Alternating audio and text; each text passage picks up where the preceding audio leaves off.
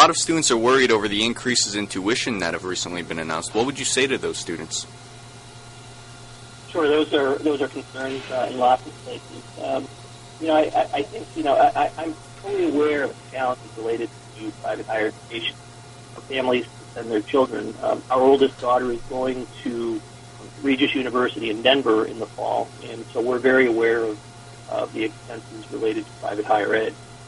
At the same time, I know that while we could have chosen, a much less expensive public institution, both my wife Lisa and I and our daughter Caitlin knew that we wanted her to have a very strong foundation in liberal arts, and that she would be prepared for being able to move into a variety of fields that may be of interest to her. Our assessment was that private higher education offers those kinds of opportunities that a public institution may not be able to. And so, I realize that there's a great expense related to private higher education. I also think there's great value to that. And I'm looking forward to being able to talk about the values of the Franklin Pierce University education so that people understand that while it is initially very expensive, it pays off for the students and their career choices and the kind of education that they get, and so that they become people of purpose. Kind of on the same track as that question, how do you plan to help the university increase the rate of enrollment of new students? Sure. I've had a brief conversation during the interview process with Carol Monroe, and so I'm really excited to work with her. At Wheeling Jesuit, we had enrollment concerns. In fact, they still do right now. All private higher education institutions are concerned about enrollment. I'm looking forward to learning more about how they recruit students, what that process is. Enrollment management was my responsibility at Wheeling Jesuit, and so one of the first things that I did was to reorganize it to be more of we had an admissions program. We didn't really have an enrollment management program, and that's what we needed. And so I reorganized the department to bring admissions, financial aid, the registrar, and student accounts together so that all of them knew what the other was doing when they're communicating with students, because prior to that it was very difficult.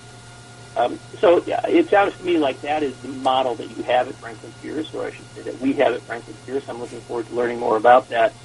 There are some things that we can do related to emerging recruiting markets that I'd like to look at, see if anything's been done with that, making sure that we're continuing to look for students who can be successful at Franklin Pierce and start mining those recruiting markets. So I'm excited about that. There are lots of ways of doing that.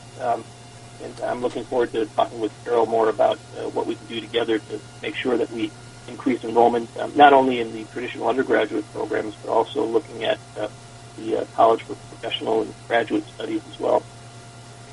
Going along with communication, there's been an aspect that's hasn't been the strongest with the senior administration in the past, is just being visible with the students and just being out there in the community. And I was wondering what your thoughts were in just being one-on-ones with students and that aspect of the presidency.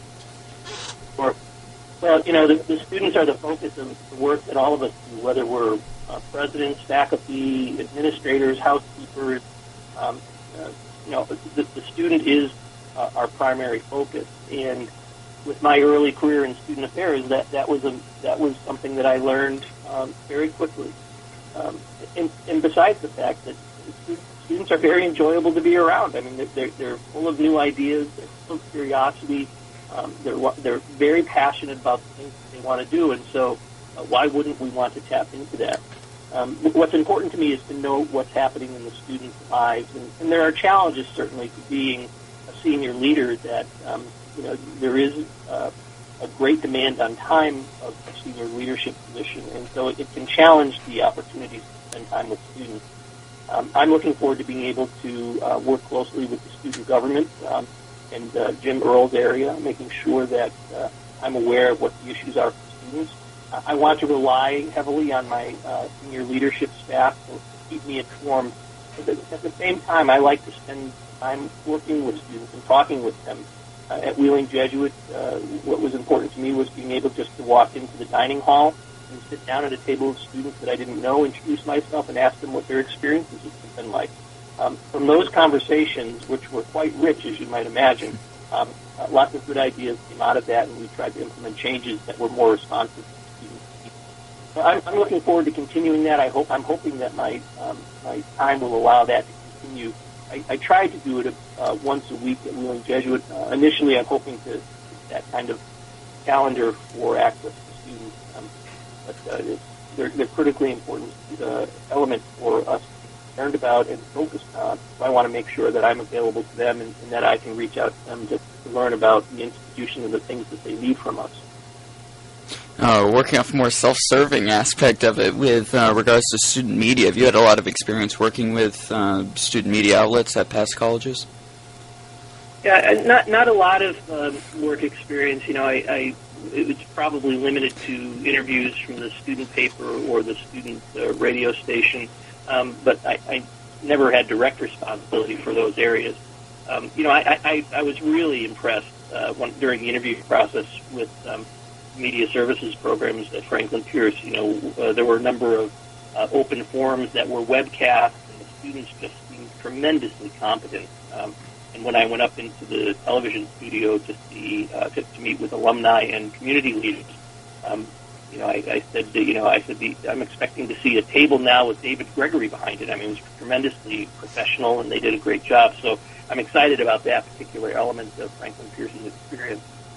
To be able to have this kind of conversation today with you and your listeners, that's really exciting. I'm really delighted to hear that there's such a vibrant media program at the institution. So hopefully we can find a way to make that work for everybody's best interest. That's great. I'll hold you up on that. Please do.